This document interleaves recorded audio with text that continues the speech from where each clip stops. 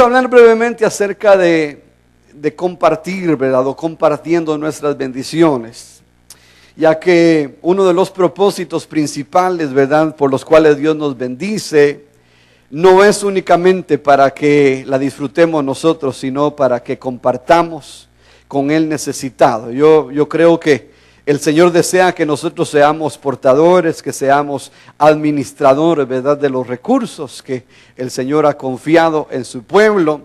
Acuérdese que antes de irse el Señor de esta tierra, Él no se llevó sus poderes, sino que los dejó, se los entregó, se los transfirió a la iglesia. Él dijo: toda autoridad me ha sido dada en el cielo, en la tierra y debajo de la tierra. Por tanto, id y haced discípulos entre todas las naciones, enseñándoles que guarden todas estas cosas. Y aquí yo estoy con vosotros todos los días hasta el fin del mundo. Y allá en San Marcos nos dice la palabra, ¿verdad?, que el Señor pues delega sobre su iglesia, ¿verdad? Él le dice: id por todo el mundo y predicad el evangelio a toda criatura. Y el Señor estaba confiriendo, ahí estaba habilitando, ¿verdad?, a su iglesia, y estaba dejando, ¿verdad?, aquella maravillosa unción que el Señor pues tenía, ¿verdad?, que Él tuvo cuando andaba ministrando, ¿verdad?, por la tierra de Israel. Pero esa unción quedó disponible para su iglesia. Yo sé que esa unción se está moviendo en distintos niveles, en distintos ámbitos, ¿verdad? Y nuestra congregación sabemos que Dios, ¿verdad?, ha derramado de su gracia, de su unción, de sus dones, ¿verdad?, sobre su pueblo. Pero que es importante que nosotros primero los descubramos, porque a veces están ahí, pero están pasivos, están inmóviles, ¿verdad? O a veces están ocultos o escondidos. Y lo peor que nosotros podemos hacer es ocultar el talento que el Señor nos ha dado para activarlo, ¿verdad? Acuérdese que nos enseña la palabra de que hay que ser pues diligentes, hay que ser buenos administradores de los recursos que el Señor nos ha dado. Y aquí el apóstol Pablo, hermano, usando pues su propio llamamiento, su propia experiencia, nos dice la palabra que él desea visitar a la iglesia allá en Roma. Vamos a tomar la lectura desde el versículo 8, nos dice: en primer lugar doy gracias a mi Dios por medio de Jesucristo por todos vosotros, porque por todo el mundo se habla de vuestra fe.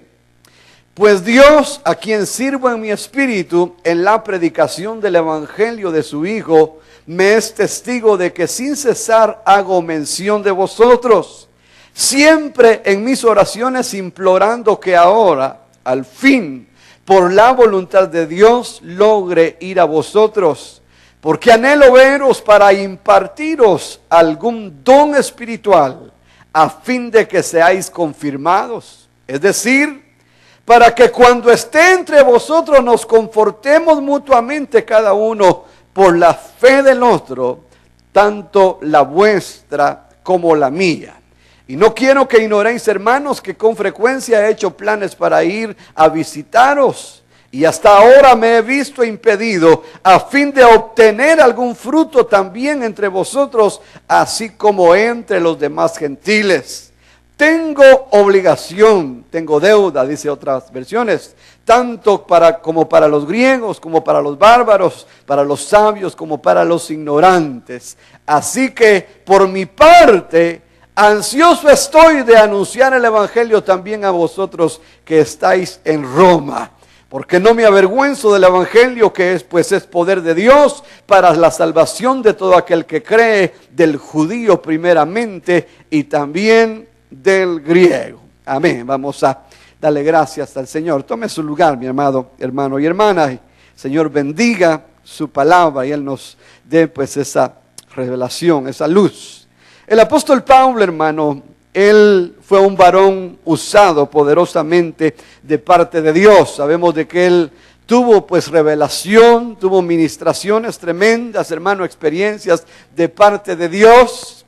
En otra porción de la escritura, el apóstol Pablo, él dice que lo que él tenía no era según hombre, no procedía de los hombres, sino que lo que él tenía, el evangelio, dijo Pablo, que yo os he predicado, no lo recibí de hombre ni por hombre, sino que lo recibí, dijo Pablo, por una revelación directa de parte de Dios.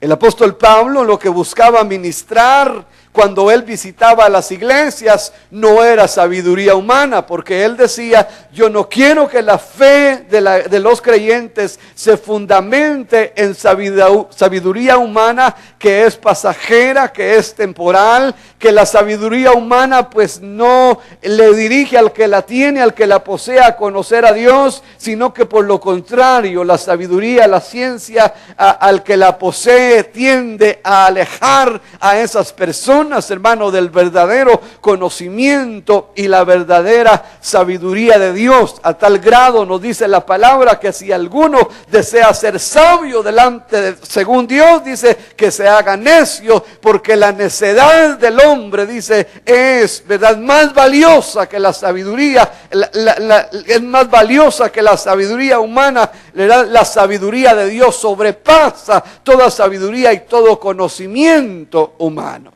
El apóstol Pablo, siendo portador de esta gracia, nos dice en el versículo 14, tengo obligación.